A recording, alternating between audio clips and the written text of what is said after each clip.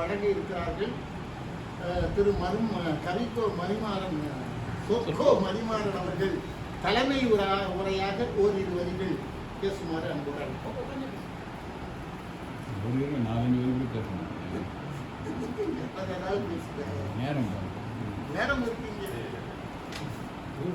இன்றைய நிகழ்ச்சியினுடைய கருத்தரங்க தலைப்பு வந்து இந்தியாவில் சாதிகள்.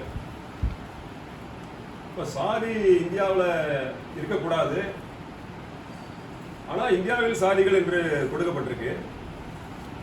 பொதுவா வந்து சில கருத்துக்கள் வந்து சொல்லும் போது, இன்னைக்கு நான் வந்து தலைமை உரை கருத்தரங்க தலைமை உரை கிடையாது, ஒரு சப்ஸ்டியூட் இடைசர்கள் மாதிரி இப்படி இருந்தால் கூட அதுக்காக கொஞ்சம் ரெடி பண்ணேன். அந்த வகையில் வந்து சாதிய உணர்வு சென்னையில் இருக்கிறவங்களெல்லாம் பார்த்த வரைக்கும் பொதுவாக சாதி வெறி இருந்த மாதிரி எனக்கு தெரியாது. கிராமப்புறங்களில் வந்து சாதி வெறியை நான் கண்டேன், முழுமையாக கண்டேன். நான் எப்படின்னா, நான் படிக்கும்போது அண்ணாமலை யூனிவர்சிட்டியில் வந்து 2 வருஷம் ஹாஸ்டல் சேஃப்டி படித்தேன். முதல் வருஷம் 5 பேர் தங்கலாம் ஒரு ரூமில். 5 பேரில் வந்து அவங்க என்ன கணக்கு பண்ணாங்கன்னா, ஒரு மயிலாடுதுறை ஒரு மாணவன் அவன் வந்து என்கிட்ட சொல்கிறான், மணிமாறன் நம்மலாம் பிசி, நம்ம இந்த ரூமில் பிசி மட்டும் தான் இருக்கணும்.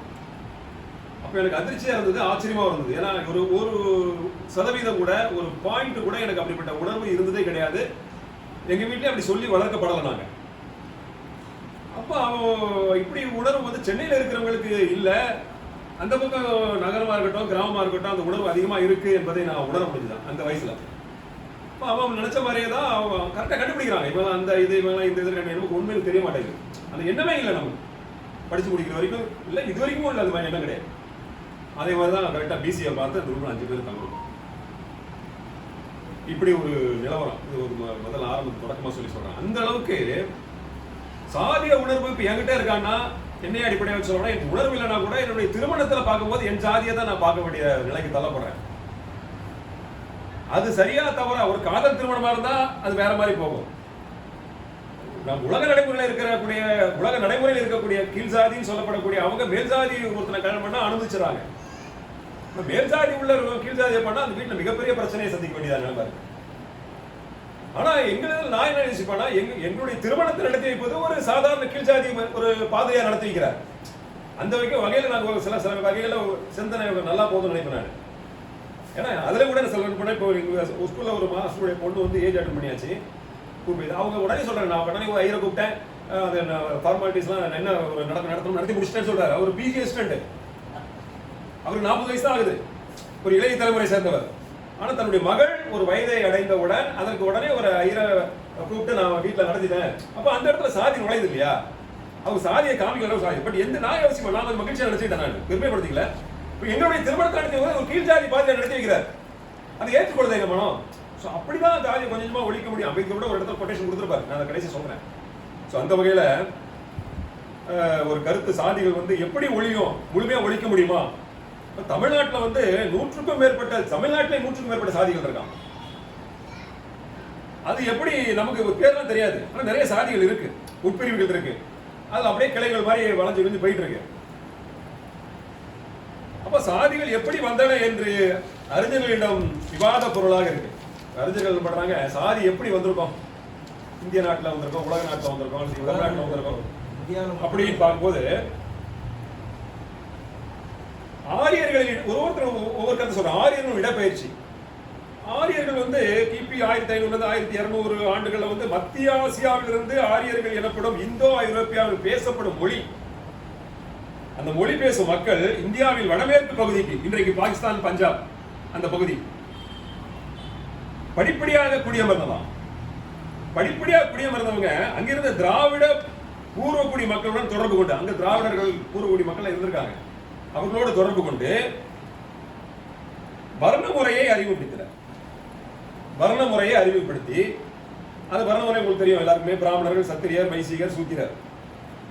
காலப்போக்கில் சாதி முறையாக வளர்ந்தது என்று ஒரு கருத்து நிலவுது. இதுதான் சரின்னு சொல்லப்படல, நான் எடுத்ததுல ஒரு கருத்து நிலவுது. சோ அப்படி சில அறிஞர்கள், சொல்றதெல்லாம் வந்து என்னுடைய கருத்து கிடையாது, அறிஞர் பெருமக்கள் சொன்ன கருத்து. சில அறிஞர்கள் சொல்றாங்கன்னா சாதி முறை வெளியிலிருந்து வந்ததில்லையா, இந்தியாவிற்குள் தொழில் அடிப்படையில் குழுக்கள், குலத்தொழில், இரும்பு தொழில், நெசவு, விவசாயம், மண்பாண்டம் தயாரிப்பு போன்றவை இப்படிப்பட்ட தொழில்கள் செய்வதிலிருந்து காலப்போக்கில் இறுக்கமான குழுக்களாக ஜாதி மாறியதாம். எப்படி ஒரு நிகழ்ச்சியின் போக்கில் இருந்தது இறுக்கமான போக்குக்கு மாறுதான். ஆரியர் வருகை தேவையில்லை என்பது இவர்களின் வாதம். ஆரியர்கள் வந்ததால்தான் ஜாதி வந்தது அப்படின்னு சொல்வது தேவையில்லை என்று இந்த அறிஞர்கள் சொல்றாங்க. சொல்பவர்கள் யார்? அறிஞர் பெருமக்கள்.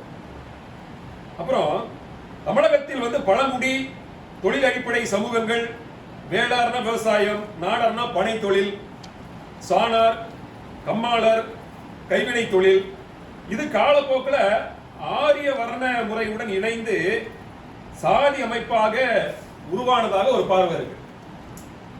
இப்படிதான் சாதிகள் ஆரம்ப தொடக்கத்தில் வந்திருக்கு அப்படின்னு ஆய்வு செய்கின்ற பொழுது கிடைக்கக்கூடிய புள்ளி விவரங்கள். இந்த புள்ளி விவரங்கள் தான் சரியா, 100 சரியா என்பது எனக்கு தெரியாது, ஆனா இப்படி சொல்லப்படுது. அப்புறம் பிரிட்டிஷ் ஆட்சி காலத்தில் நடத்தப்பட்ட சென்சஸ் இப்போ கூட எடுக்க போறாங்க, அடுத்த மாசம் சென்சஸ் இந்தியாவில் எடுக்க போறாங்க. ஆக்சுவலா 2011 எடுத்தாங்க, 21 எடுத்துருக்கணும். 10 ஆண்டுகள் ஒரு முறை சென்சஸ் எடுப்பாங்க. ஆனா அந்த நேரத்தில் இந்த COVID-19 கொரோனா வந்து தொற்று காரணமாக ஒரு 5 ஆண்டுகள் தள்ளி 2026 ஆகஸ்ட்ல இருந்து தொடங்க போறாங்க. இப்போ ஆசிரியர்கள் சிலருக்குலாம் பணி வந்துருச்சு. அந்த சென்சஸ் சாதிகளை இறுக்கமான வகைப்பாடுகளாக பதிவு செய்தன. முன்பு நெகிழ்வாக இருந்த சமூக அமைப்புகள், ஒரு காலகட்டத்தில் நெகிழ்வுனா எலாஸ்டிசிட்டி, விரியக்கூடிய அப்படியே அட்ஜஸ்ட்மெண்ட் பண்ணக்கூடிய இந்த ஒரு சமூகம் இன்னும் கடுமையாக மாற்ற முடியாத வகையான ஒரு வகையாக மாறியது என்று வரலாற்று ஆசிரியர்கள் கூறினர். வரலாற்று ஆசிரியர்கள் கூறுறாங்க அது மாதிரி. அந்த அடிப்படையில் சாதி நுழைஞ்சது, இந்தியாவில் சாதிகள் இப்படிதான் நுழைஞ்சது அப்படின்னு சொல்லப்பட்ட ஒரு கருத்து. அப்புறம் அம்பேத்கர் சாதியை ஒழிக்கணும் அப்படின்னு ஒரு கோட்பாடு அவர்கிட்ட இருந்தது. அதுல அன்னிஹிலேஷன் ஆஃப் காஸ்ட் என்ற கருத்து இந்திய சமூகத்தில் நிலவிய சாதி அமைப்பை முழுமையாக ஒழிக்க வேண்டியதன் அவசியத்தை வலியுறுத்தியது. இது பிற்பாடு நூலாக வந்தது.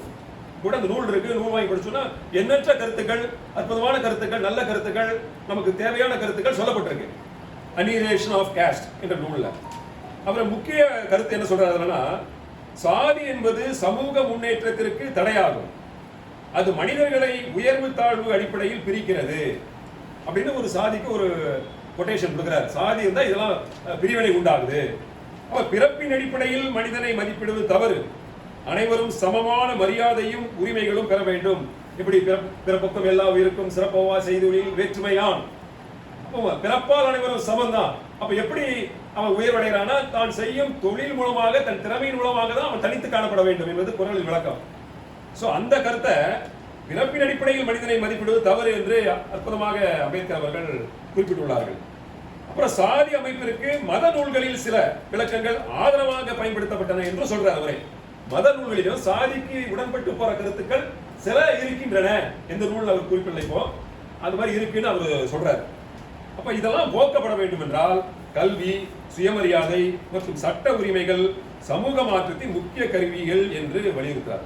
கல்வி முக்கியமா, சுயமரியாதை முக்கியமா மற்றும் சட்ட உரிமைகள், இவைகள்லாம் இருந்தா சாதியினுடைய அந்த வேகத்தை குறைக்க முடியும் அப்படிங்கிற ஒரு கான்செப்ட், ஒரு கருத்துக்கு வராரு அண்ணன் அம்பேத்கர் அவர்கள். அப்ப சாதி அது எப்படி ஒழிக்கலாம் அப்படின்னா, சாதி கலப்பு திருமணங்களும், இன்டர் காஸ்ட் மேரேஜ், ஒன்றாக உணவருந்தும் பழக்கமும், ஒரே இடத்துல எல்லாரும் சமமாக உணவருந்த பழக்கம் நமக்கு வரணும். பழக்கமும் சாதி வேறுபாட்டை குறைக்கும் வழிகள் என்று கருதினார். சாதி வேறுபாட்டை ஒழிக்கும் சொல்லல, குறைக்கும், சற்று குறைக்கும். எத்தனை பர்சன்டேஜ் குறைக்கும், சதவீதம் குறைக்கும் நமக்கு தெரியாது, பட் குறைக்கும் ஒரு வழியை காண்பிக்கிறார் அண்ணல் அம்பேத்கர் அவர்கள். அப்புறம் அரசியல் மற்றும் சமூக சமத்துவம் ஒன்றுக்கொன்று தொடர்புடையவை, சமூகத்தில் சமத்துவம் இல்லையெனில் ஜனநாயகம் முழுமையாக செயல்படாது அப்படிங்கிற கருத்து அவர் வைக்கிற எல்லா கருத்துமே ரொம்ப ஸ்ட்ராங்கா வைக்கிறார். மழுப்பி பேசுறதோ, அது 10ஆம் பதவா பேசுறதோ அப்படி இல்லாம அண்ணல் அம்பேத்கருடைய கருத்துக்களை படிச்சு பார்க்கும்போது ஒரு 10 கருத்து படிச்சாலும் அந்த 10 கருத்துல ஒரு கிளாரிட்டி கிடைக்குது, ஒரு தெளிவு கிடைக்குது. அவரின் புகழ்பெற்ற முழக்கம் என்னன்னா, கல்வி கற்போம், போராடுவோம், ஒன்றிணைவோம். கல்வி கற்போம், போராடுவோன்றாரு. இப்ப கல்வி ஏற ஏற போராட்டம் கூட குறையும் சில நேரங்கள்ல. அப்போ ஆனா போராடுவோன்றாரு. அப்ப எதெல்லாம் சமூக நீதி பாதிக்கப்படுகின்றதோ, எங்கெல்லாம் அநீதி நடக்கின்றதோ அவர் போராடுவோம்னு சொல்றாரு. கல்வி கற்போம், போராடுவோம், ஒன்றிணைவோம். எஜுகேட், அஜிடேட், ஆர்கனைஸ் இந்த கருத்துக்கள் இந்தியாவில் சமூக நீதி, சமத்துவம் மற்றும் மனித உரிமைகள் பற்றிய விவாதங்களில் ஆழமான தாக்கத்தை ஏற்படுத்துகின்றன அப்படின்னு சொல்லி முடிக்கிறார் அவருடைய கருத்து. பொதுவாக நான் சொல்லுவேன், உலகத்திலேயே மிக கொடுமையானது எது என்றால் சாதி தான். உலகத்திலே சாதி பாகுபாடு தான் கொடுமையானது. சாதியை ஒவ்வொரு போதையும் நம்ம கொடுமைகள் அடிக்கிட்டே போகலாம். ஸோ அந்த வகையில் பார்க்கும்போது சாதி இப்போ ஒழியணும்னு நினைக்கிறோம். சாதியால் நான் ஒடுக்கப்படக்கூடாது நினைக்கிறேன். நான் அதே எண்ணத்தோட மற்றவங்களை நான் நடத்துறேனாங்கிறத மிகப்பெரிய ஒரு கேள்வியாது. சாதியால் நான் ஒடுக்கப்படக்கூடாது, ஆனால் நான் அதே சாதி உணர்வோட மற்றவங்களை ஒடுக்கிற எண்ணம் எனக்கு இருக்கா இல்லையான்னு கேட்டால் அதுவும் ஒரு கேள்விக்குறியாக இருக்கு என்ற அடிப்படையில் சொல்லி இந்தியாவில் சாதிகள் இப்படிதான் இந்த ஒரு வழிமுறைகள் வந்தன என்பதை நான் ரெடி பண்ண இதில் படித்தது குறிப்பிட்டிருந்தேன். அந்த அடிப்படையில் இந்த இதோட என்னுடைய தலைமை உரையை முடித்து தோழர் உதயன் அவர்களுக்கு சிறப்புரையாற்ற வழிவிட்டு அமர்கிறேன். நன்றி, வணக்கம்.